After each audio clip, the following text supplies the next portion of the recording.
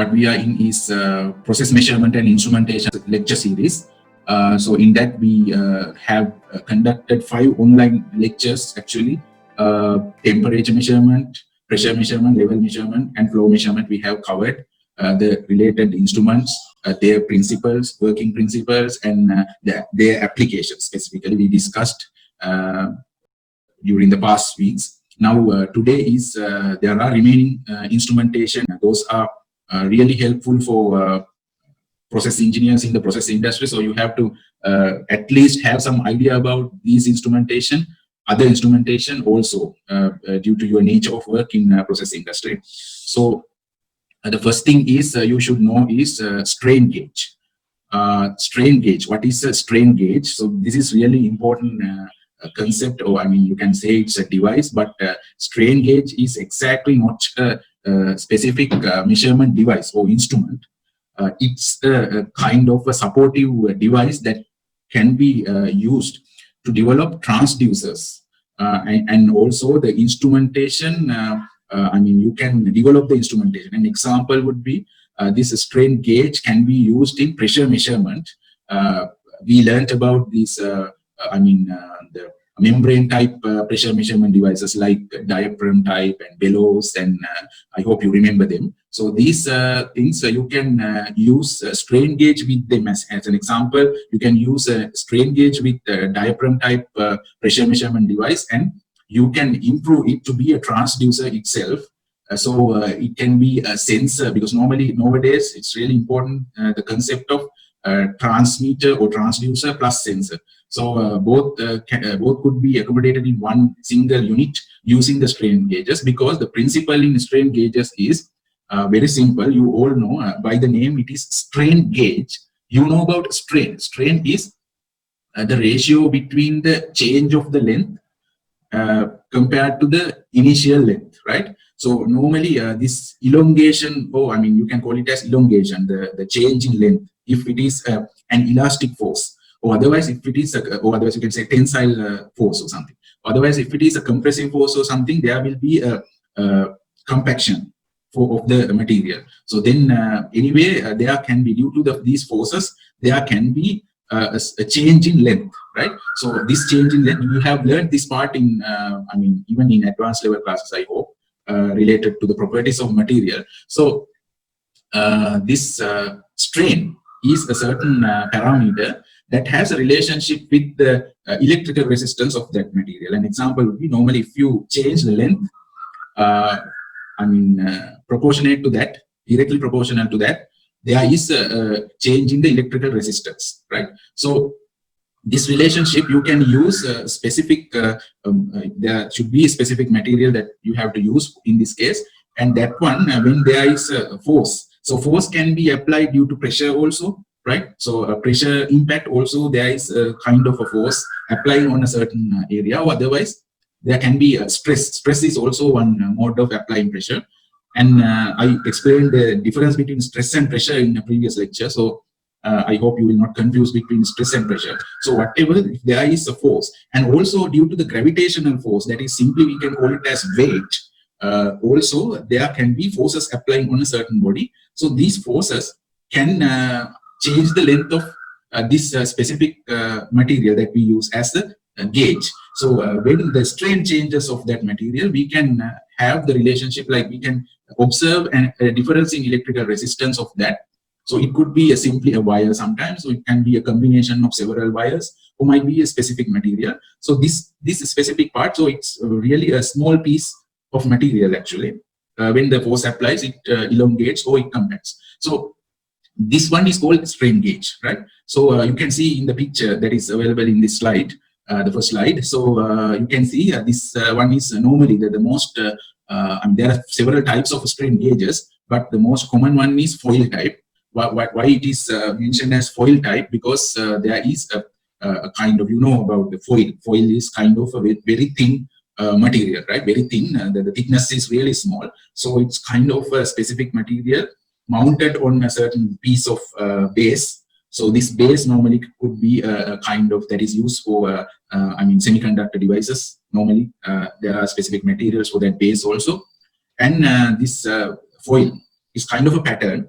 And the most important thing is the length of, when the force applies on this, length, there is, normally it cannot be observed by naked eyes. It's a really very small change in length in micrometer level actually, but the resistance change can be detected. So that is the principle of this. And normally this strain gauge is not used as one single unit. It's normally attached with Wheaton bridge circuits, right? I hope you have learned about Wheaton bridge circuits in physics, right? So that is a very important electrical circuit. I hope you have done. So I'm not going to explain about the theory of Wheaton bridge and how to get the relationship between the four resistors in Wheaton bridge. I hope you can remember them in A-level physics. So normally the picture that is shown here is the left side is quarter bridge strain gauge circuit. That is the Wheaton bridge circuit with one strain gauge. That is not so popular. Normally what we use in the industry is full bridge strain gauge circuit. Full bridge means all four resistors are strain gauges, 4 strain gauges. So otherwise you can go for half bridge strain gauge circuits. That is two parallel resistors could be strain gauges. The others you can use non-resistors, right? That's the application. So you know that in a Wheaton bridge circuit, if you remember, there are two voltages, right? Two electromotive force. The one is the supplied one, the known one. You can see this voltage, so you can call it as R, the reference, or the known one, and this voltage, this V, right? This voltage. So there are two voltages, right? So based on this, then you can write a relationship, an equation, mathematical equation, giving a relationship between the resistances and these two electromotive forces, right? So again, this slide summarizes what we discussed previously. There are normally two types of forces could apply: tensile force and compression force. So whatever forces can apply in these two ways. So based on that, there can be shrinkage or extension, or otherwise elongation or compaction of the material, and accordingly there can be the change in resistance proportionate to that, right? So this is the principle that happens. And there is one important factor that you have to calculate, and you can calculate if you want. Otherwise, when you purchase a strain gauge for a certain purpose, the gauge factor, some important parameter called gauge factor is mentioned, right? So gauge factor is really important to get the sensitivity of the strain gauges, because normally certain strain gauges are not so applicable in industrial applications because of the strain is really small, right? When the strain is really small, it's not so sensitive. So gauge factor is really important. But to avoid that, there are developments on this strain gauge, because normally it's not, the simple one that I showed, it has been extended with several strategies. One way is it can be connected with some extension of beams and wedges, right?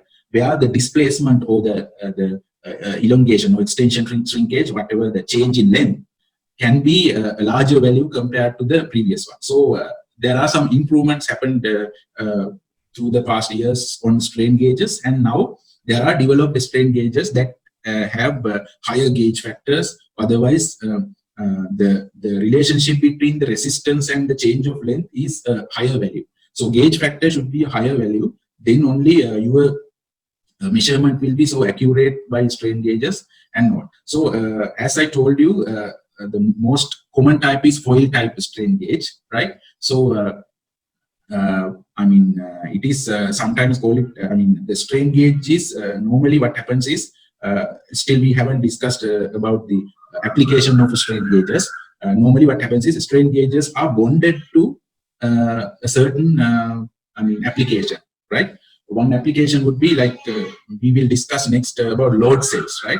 So in load cells, strain gauge is the element of measurement, right? So it is attached to the certain material, so that is called bonded strain gauge, right? So after it's attached, the resistance change, and also with the attachment, it represents a Wheaton bridge circuit.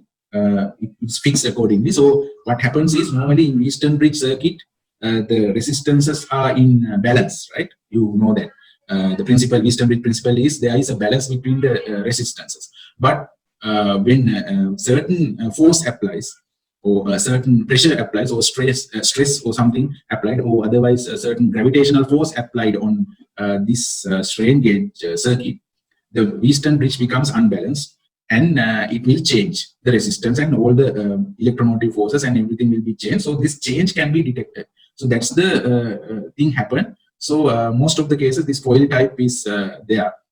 So you can see like it's embedded in the material, something like that. So it's like this piece of tin foil is embedded. So actually it's a kind of, I mean, sometimes if you don't know exactly whether it is a strain gauge, otherwise you will not understand what is it.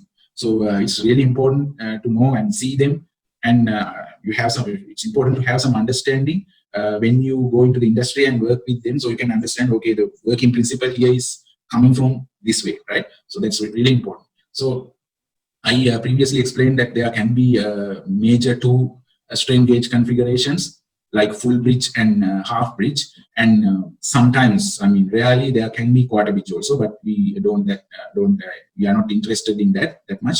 So if you apply the Wheatstone bridge principle, you can get this the previously called the two. I mean, here it should be corrected like this should be the V naught. V naught should be this, and Vs should be this, right?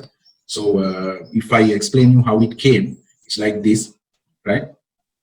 So this part actually applying the Wheatstone bridge principle. So you know that if you write the principle for the two nodes, it's 1 to 3 and 2 to 1. The electrical current is same.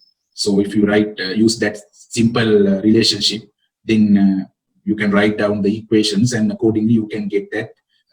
Here it's mentioned in capital G. Actually, capital G should be the V naught, right? So here there is some problem with the symbols here. Capital G should be V naught. So that is V naught, and here it should be Vs, right? Right. So then only it's clear. So it should be Vs. So now this is how it's calculated. So and you can simply write the relationship between the resistances and the EMF values, right? So then accordingly you can find out, I mean, if you really want to calculate, but this calculation you can conduct inside the system by electronically, and you can convert the force or pressure or whatever the physical quantity that you want to measure. You can use this relationship and you can convert the value accordingly, and you can display in a digital display, or maybe you can display it in a computer screen, the value, the measurement value, or maybe you can use that value for control purpose. Whatever it is, all these things are possible with this kind of circuit, right? So normally what happens is this sometimes you use this electrical current, right? Because I mean, even it is sometimes even you can measure EMF value normally, or otherwise you can measure the electrical current through this. So whatever the parameter that you measure, everything has a similar ratio between the applied force or applied pressure and the resistance, as well as the current or EMF. So accordingly, due to the low sensitivity of the strain gauges, sometimes you would not get enough signal, right? I mean, the signal is really weak. Or otherwise, normally this system can be supplied with DC supply rather than using AC supply. So sometimes the signal, the electrical signal or the current is not so detective. So in that case, what we have to do is we have to fix an amplifier for this. I mean, amplifier circuit for this. So normally the industrial strain gauge systems, they have this amplified system, and that is how they measure. So there is a certain signal conditioning stage that in the first lecture I explained you about the process of measurement systems. Like first you get the input or sensing element, and then the signal conditioning stage. So signal conditioning stage is really critical in this case because in some process measurement systems, the signal conditioning stage is not so critical. But here it's really critical, because otherwise it's useless sometimes it might be useless. So there's no measurable output without the proper signal conditioning. So in industry, sometimes there are some might be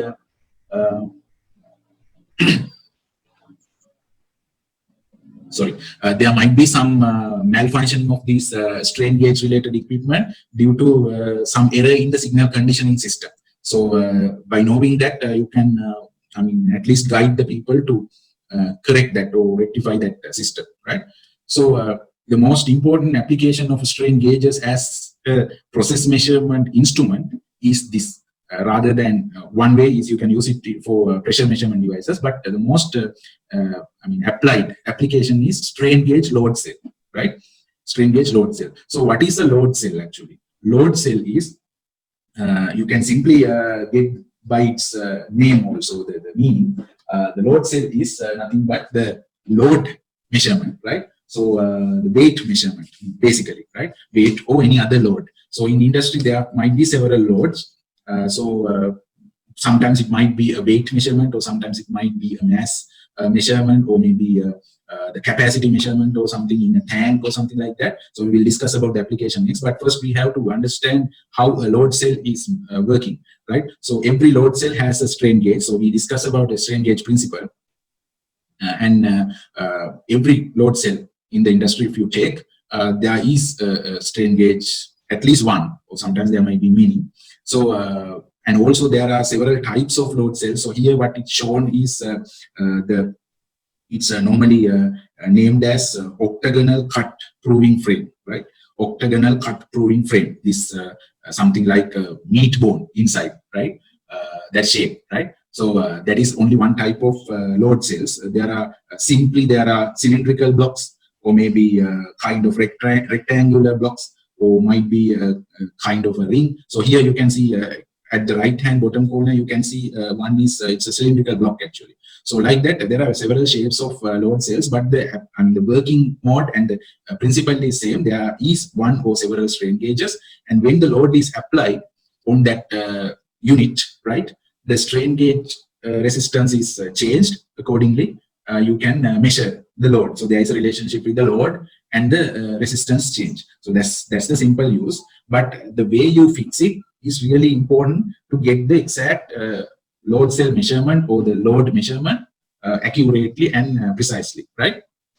So this is one beautiful example that you can see everywhere. I hope when you go to industry, for training or maybe for your jobs, you can see most of the companies, there is at least one weigh bridge. So this is called as weigh bridge, or otherwise you can call it as industrial weighing system, right? So in most of the cases, you need to measure the raw material trucks, or maybe raw material incoming and outgoing also. The finished goods trucks also, you have to measure their weights, and you have to keep records in the subsystems, and you have to maintain the manufacturing records for the factory, stocks measurements. How the raw materials are coming in and finished goods are going out. So it's really important to measure their weights in bulk form, because it's going on a mass scale. So you can't simply weigh it by a simple weighing machine or something. So that is why we need big platforms. Sometimes it might be containers. So specifically if you have to work in the engineering division of ports authority or something, it's really important. And also in an airline, the cargo unit or something. So it's really important. So it works simply. The principle is nothing but the strain gauge principle. So you can see the behind, the underneath of this weigh bridge, how it is fixed. So the right hand top picture, that is the cylindrical block type load cell with the strain gauge fixed inside. And so there will be at least 4, or might be 8, or sometimes it might be 16 or something, similar units fixed in the platform at the underneath, right? Underneath of the platform. Like the fixation is like the red color platform that you can see in the right hand side bottom corner picture. So how it is working is really, there are 2 types of load cells actually, digital load cells and analog load cells. So this type, if you fix, it's normally analog. So it's like you can use a transmitter to transmit your signal. Whether it is analog, you can transmit in analog form, or if it is digital, you can accordingly transmit.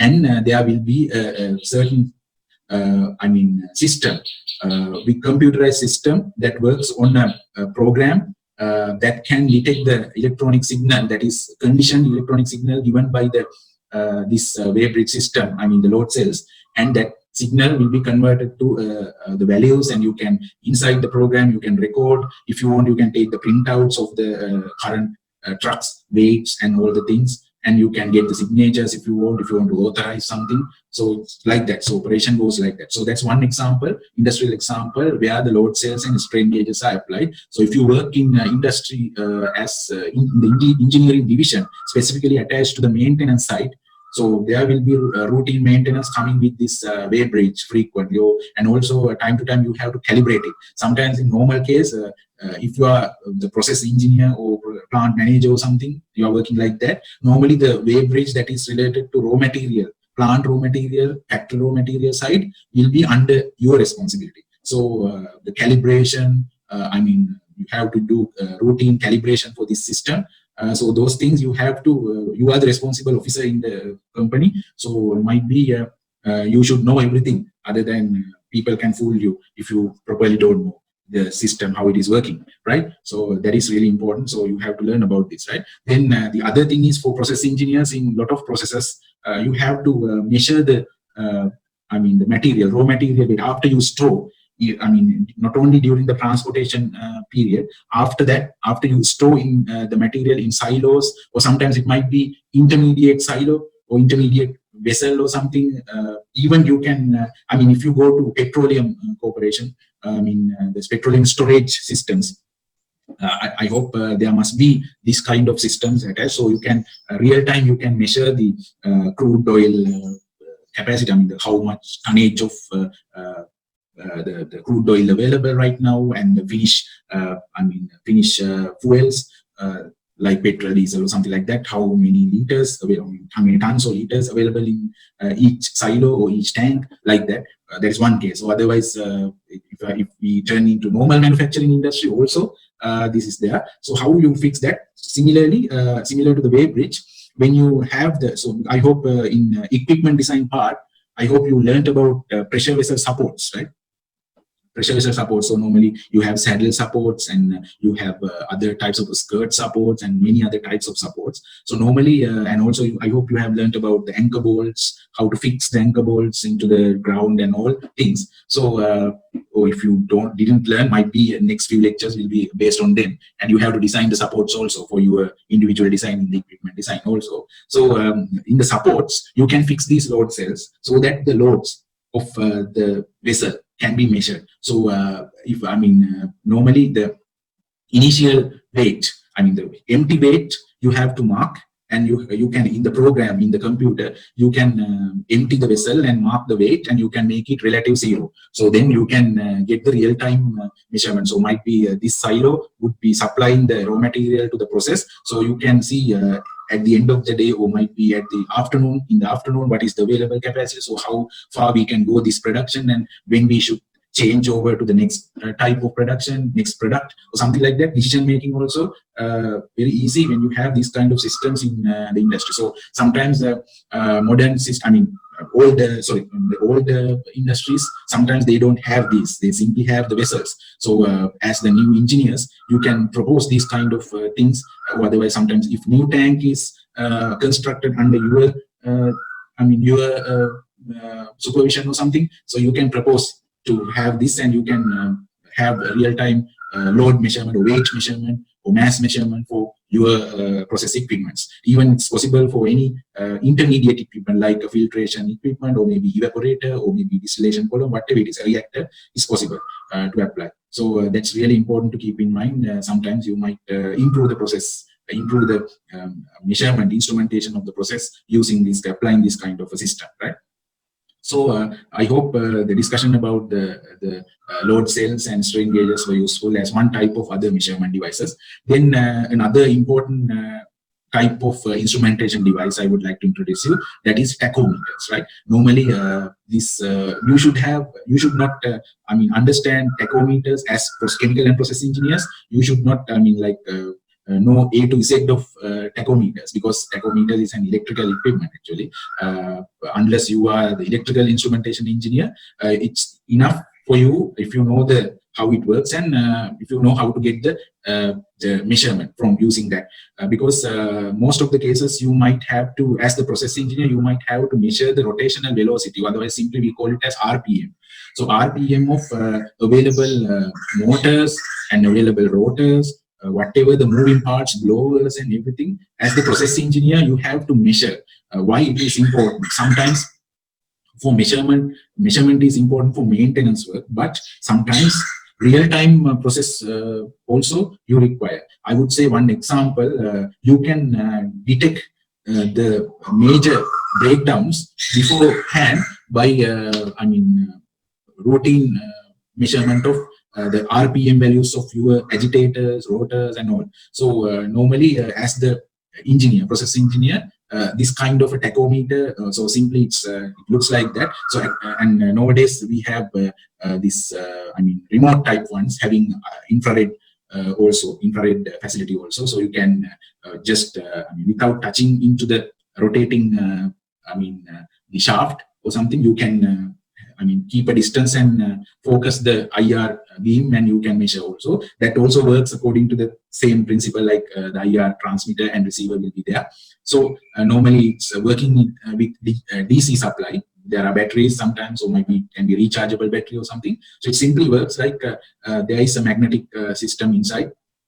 So I'm talking about the mechanical type tachometer. So it's when you fix it into the shaft with the shaft rotation at the same rotational velocity, the inside this rod inside the tachometer also rotates, and it creates a certain magnetic inducement, and accordingly you can experience a current, or otherwise it can be converted as EMF value, electromotive force value, or volt, or you can detect it by a voltmeter, or whatever similar working principle can be applied, and you can convert the value into digital values or something inside the electronic circuit that is used. So it's really simple equipment, but it's really useful because you need to measure, because if there are nominal RPM values mentioned for the standard operation. An example would be if a continuous stirred tank reactor, if there is an agitator. So there is a certain RPM that you require, the agitator should be required to rotate, right? But sometimes due to certain malfunction or due to certain breakdown in the motor or maybe the agitator itself, the required RPM might not be there. So as the process engineer, it's suddenly just go and just measure. Then you can know that, okay, it's working fine, or otherwise if there's a problem, you can take actions, right? It's really useful for maintenance side also. I didn't talk about that. Sometimes to detect the problems. Now, most of these cases, in process industry, the equipments, the rotating equipments, most of the cases we have bearings, right? Now in this picture also, a certain engineer is measuring, that one is a big bearing, right? So most of the maintenance coming with these bearings in the industry. So sometimes these bearings are really expensive, or sometimes you should know in advance when the bearing gets a problem, right? So then you should make the replacement bearing, the new one, ready. So it will be a little costly for the company. So you have to take some time to purchase it. So then you can measure using the RPM tachometer. You can know that, okay, RPM gets a problem when the bearing is or the bearing is getting a problem. You can detect that. So like that, there is a maintenance side importance also with this tachometer. So you should really know about this equipment. If someone says in the industry, take the tachometer, you should not be get lost. You should know as an engineer. That's why I included that also into the discussion. Then another important thing for process engineers is moisture measurement, right? In most of our process industries, we have to measure the real-time moisture, as well as for quality improvements also you have to measure the moisture.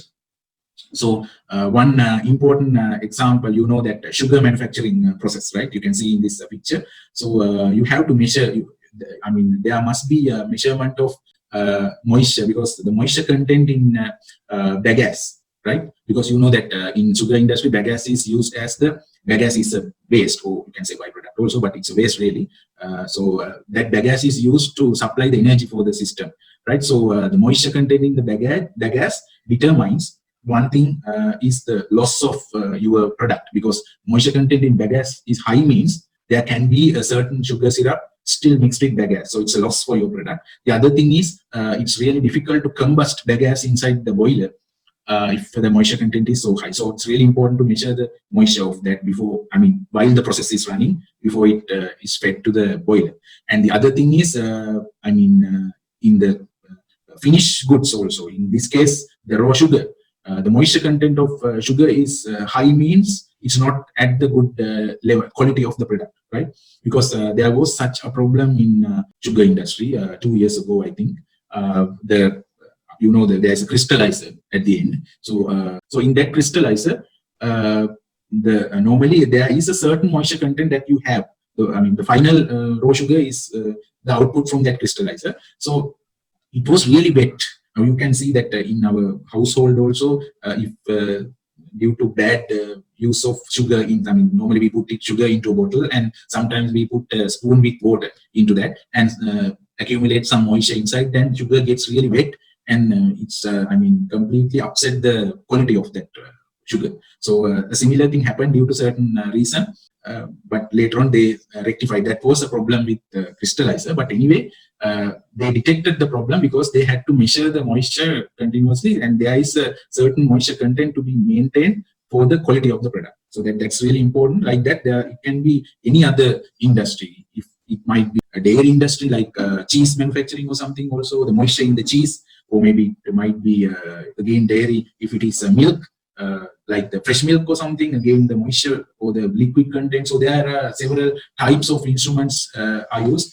In this case, the major one is microwave type. So normally there is a certain microwave wavelength that can only reflect or absorb the microwaves by water molecules, right? So in this system, the microwave system is the most popular one actually, and most reliable one. So that one, the microwave wavelength is fixed at that value, something like a microwave 0.1 or something, as I remember. So there is a certain range. So that at there, the water molecules are the most sensitive ones. The absorption of microwaves, so that you can detect if there is moisture available. You can detect a change in the microwave signals supplied on that material. So then you can get a certain relationship with respect to the moisture content there. So that's one way. Or otherwise, there are some other types of moisture measurement also for real time.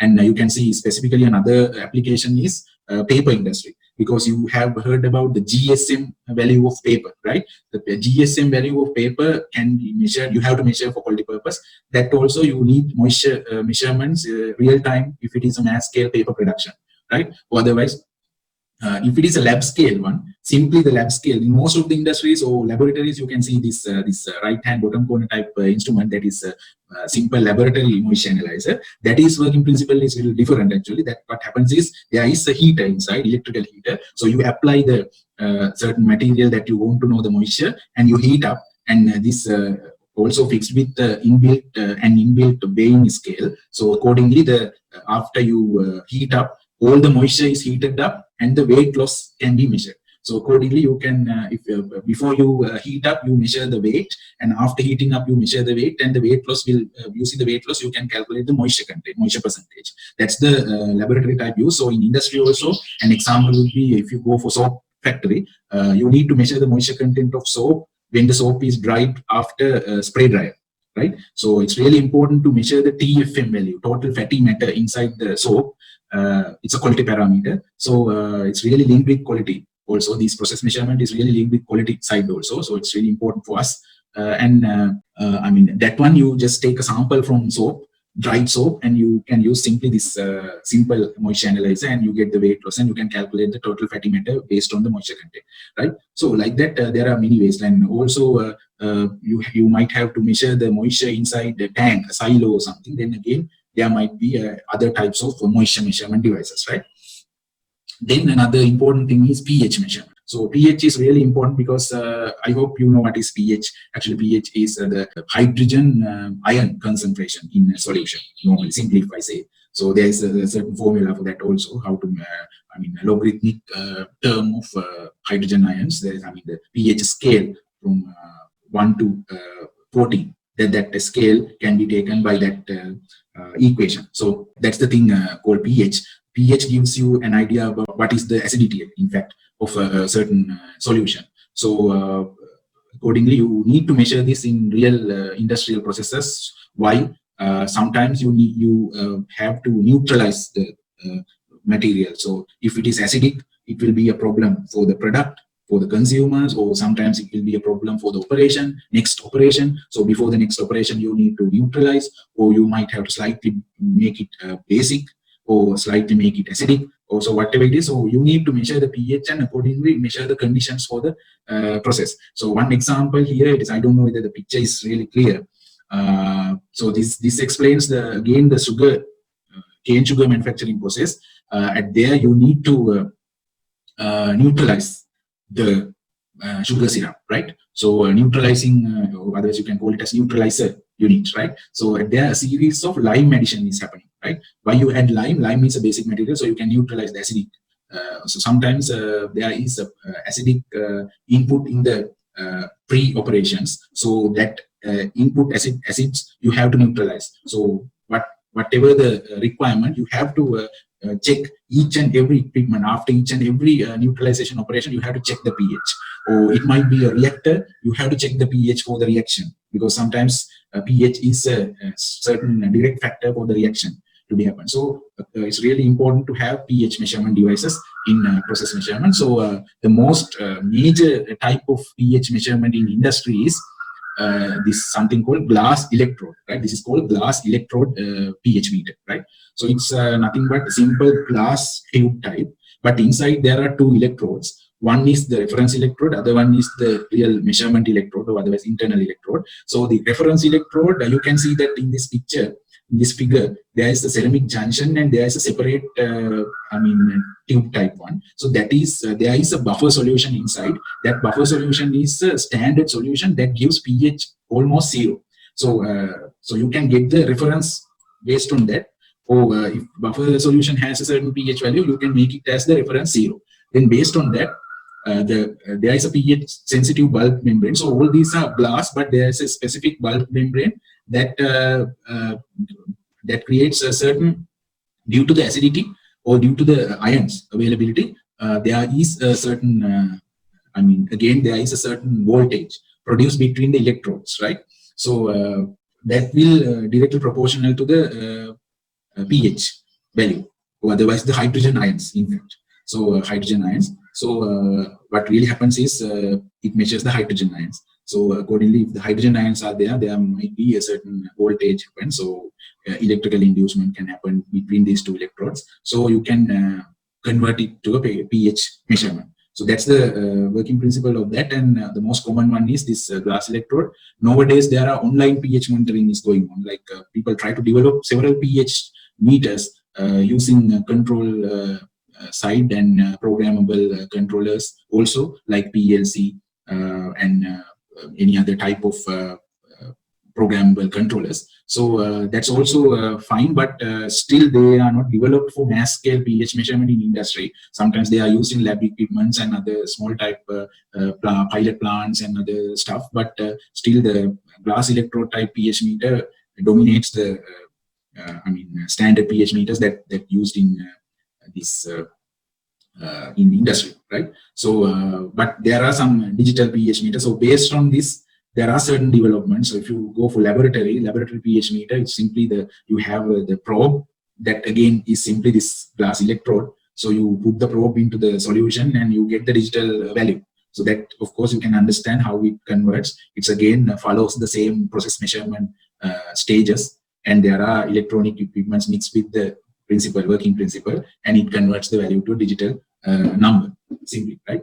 So because the electronics and electrical engineering and electronics have been so developed, so you can even connect. But the working principle still, the most cases, it is glass electrode, right? Then another important equipment, we should have know-how on all these things as an engineer. Then only we will be successful engineers one day. So So for process engineer, chemical and process engineer, it's really important to have calorific values of several materials, not only these boiler fuels, but also it might be final products. An example would be, I am teaching about life cycle assessment and sustainable process engineering and all. So that there also we conduct assessments for the environmental assessments for the final product base, right? And at there, sometimes there might be co-products, byproducts available. So we don't have a decision to allocate the environmental impacts for the products in which basis. Then one possible basis would be based on the energy values of the products, right? So it might be sugar and molasses simply, or sugar and ethanol in a sugar plant. So we can't allocate the environmental impacts for them. So we simply take energy values. So we measure the energy values of sugar and ethanol, and accordingly we allocate with the mass input and output values. We can get some allocation factor. This one thing I told you. There are many other applications that is really helpful for us. So the most popular calorimeter is bomb calorimeter. What it's because a calorific value of a certain fuel you can't real time measure. In fact, it's also not required in the industry to make measure it real time like pH or moisture.